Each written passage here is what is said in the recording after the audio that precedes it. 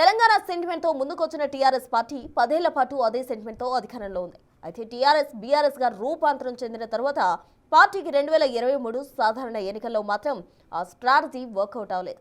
ఒక్క గ్రేటర్ హైదరాబాద్ లో తప్ప మిగతా జిల్లాల్లో అనుకున్నంత రిజల్ట్స్ తెచ్చుకోలేకపోయింది. అందుకారణం జిల్లాల్లో ఆ పార్టీకి సంబంధించిన ఒకరిద్దరికి తప్ప మరే నేతకు ప్రాముఖ్యత ఇవ్వకపోవడమే అన్న వాదన వినిపిస్తోంది. ఆ ఎఫెక్ట్ సర్పంచ్ ఎన్నికల్లో రిఫ్లెక్ట్ అయిందని, ఇప్పటికైనా అధిష్టాన వైఖరి మారకపోతే రానున్న మున్సిపల్ ఎలక్షన్స్ లో కూడా ఇదే పరిస్థితి ఎదురయ్యే ప్రమాదం ఉందని క్యాడర్ వాపోతుంది.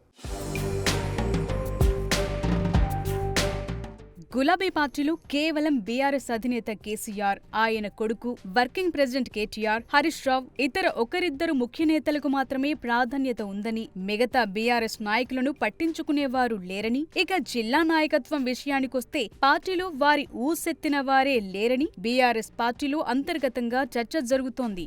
ఆ ప్రభావంతో జిల్లాల్లోని గులాబీ దళం తీవ్ర నిరాశలో ఉన్నారట. 2023 ఎన్నికల తరువాత తమను పట్టించుకున్న నాథుడే లేడని సభలు సమావేశాల్లో తమ గోడును వెళ్లబోసుకుంటున్నారట అక్కడక్కడ జిల్లాల్లో ఉన్న నాయకులు.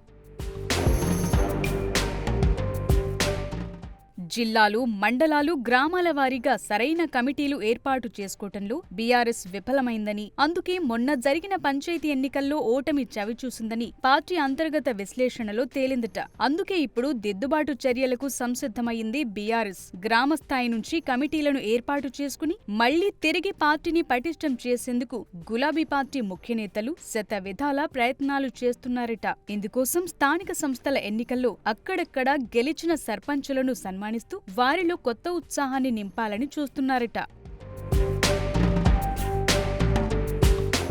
త్వరలో రానున్న జీహెచ్ఎంసీ మున్సిపల్ ఎన్నికల్లో ఎలాగైనా సరే తమ సత్తా ఏంటో చూపించుకోవాలని బీఆర్ఎస్ సన్నద్ధమవుతోందట. అందుకే గ్రేటర్ పరిధిలో ఉన్న బీఆర్ఎస్ ఎమ్మెల్యేలు, కార్పొరేటర్లు, ఇతర ముఖ్య నేతలతో అతి త్వరలో పార్టీ అధిష్టానం సమావేశం కానుందట. ఆ సమావేశంలో జీహెచ్ఎంసీ ఎన్నికల్లో బీఆర్ఎస్ అనుసరించాల్సిన వ్యూహ ప్రతివ్యూహాలను వారికి దిశానిర్దేశం చేయనున్నారట. గ్రేటర్ పరిధిలో గెలిచిన ఎమ్మెల్యే సీట్ల మాదిరిగాని రానున్న జీహెచ్ఎంసీ ఎన్నికల్లో కూడా విజయం సాధించాలని యోచిస్తోందట.